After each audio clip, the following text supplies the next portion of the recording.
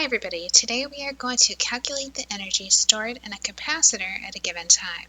We're given we have a 100 picofarad capacitor connected to a voltage source such that the voltage across the capacitor at time t in seconds is 20 e to the negative 1.4 t volts. We're going to calculate the energy stored at a capacitor at a few given times.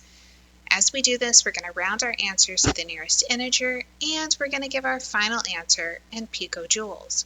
We'll start by calculating the energy when time is equal to 0. We'll plug 0 into our function v of c. We have 20 e to the negative 1.4 times 0. 0 times negative 1.4 is just 0. E to the 0 is 1. So our voltage across the capacitor when t is 0 is just 20 volts. To get the energy, we'll use the formula E is 1/2 CV squared, where C is our capacitance and V is the voltage we just found. This gives us 1/2 times 100 times 20 squared. Let's throw that in a calculator. We'll type 1/2 times 100 times parentheses 20 squared, which gives us an answer of 20,000. Because our capacitance was in picofarads, our final answer is in picojoules. Let's do that a second time. But this time let's use the time is equal to 200 milliseconds. We need to convert milliseconds into seconds, which means we divide 200 by 1,000 to get 0.2 seconds.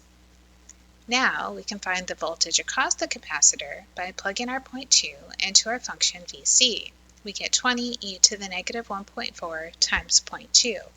I start by typing in 20, then I'm looking for an e to the x.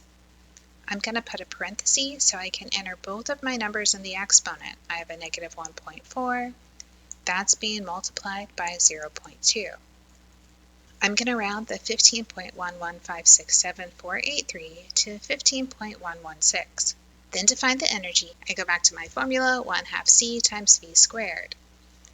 I have 1/2, again 100 picofarads, and this time V is 15.116.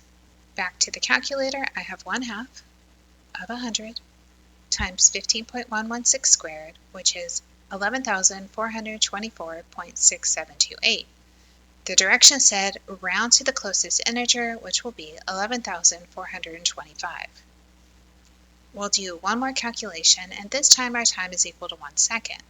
Because we're already in seconds, we don't have to convert our time. We have v of 1 is 20 e to the negative 1.4 times 1. That looks like 20. I hit the e, negative 1.4. You can multiply by 1, but notice how it pushes the number down. So make sure when you're looking at exponents that you get in the habit of putting a parenthesis around the exponent and then say times 1 to get the right answer. This gives us 4.9319. Let's call that 4.932.